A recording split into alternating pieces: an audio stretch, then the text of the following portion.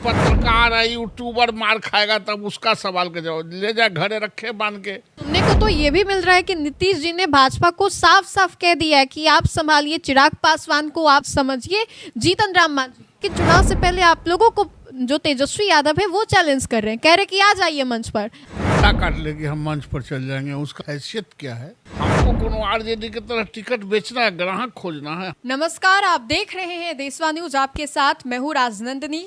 बिहार में चुनाव है, लेकिन चुनाव से अलावा उसके अलावा आपको बताएं तो बिहार में चैलेंज जो है वो दिया जा रहा है। कभी भाजपा की ओर से तेजस्वी यादव को दिया जा रहा है, तो अब तेजस्वी यादव ने उसको चैलेंज करते हुए कहा है कि अगर वाकई भाजपा सवाल उठा रही है तो मैं भाजपा को चैलेंज कर रहा हूँ, भाजपा के नेताओं को चैलेंज कर रहा हूँ कि अगर उनको मुझसे बात करना है तो मंच पर आकर के बात करें। बिहार के विकास को लेकर के बातचीत करने के लिए बीजेपी के फायर ब्रांड नेता हैं नवल किशोर यादव जी, इनसे सवाल करेंगे कि चुनाव है, लेकिन चुनाव से पहले आप लोगों को जो तेजस्वी यादव है वो चैलेंज कर रहे हैं, कह रहे कि आ जाइए मंच पर, आ जाएगा शब्दों का दो हाथ।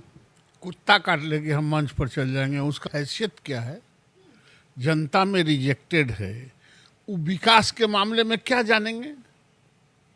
फिरौती लेना विकास थोड़े है। जमीन दखल कर लेना, जमीन किसी से लिखवा लेना, ये विकास थोड़े है। घोटाला करके 25 गो FIR में रहना, ये विकास थोड़े है। तो विकास के वो क्या बात करेंगे? विकास के लायक है ना, 15 साल तक रहा है माता जी के और पिताजी के सत्ता, तो वो 15 साल में विकास क्या क्या किए हैं सो जरा बता देना। 15 साल कोई कम समय नहीं ना होता है।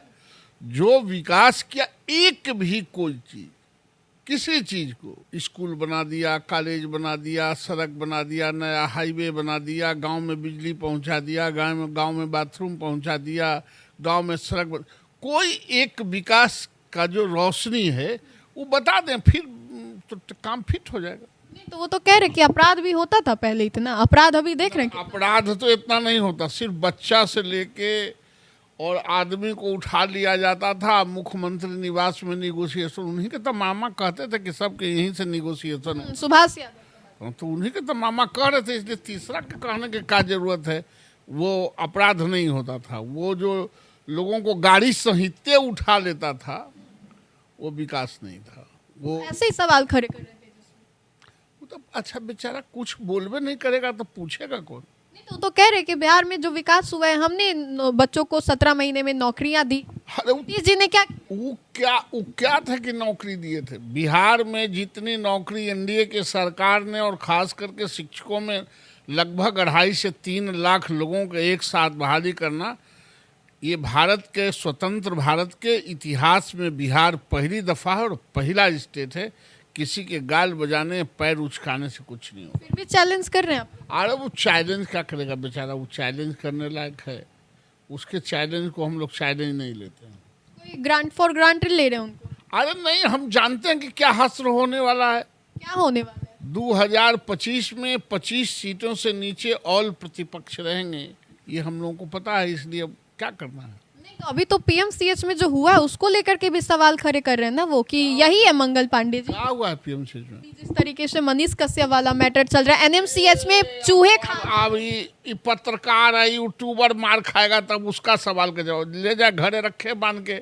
ये सब हम लोग उस पर चर्चा नहीं करते। CH में भी जो हुआ है, चूहे जो पैर की उंगली, नहीं स्वास्थ्य मंत्री नहीं, चूहा ने पैर के उंगली नहीं खाया। वो हाईली शुगर की बीमारी थी, तो हो जाता है पैर में खरोच उंगली में आ जाता है।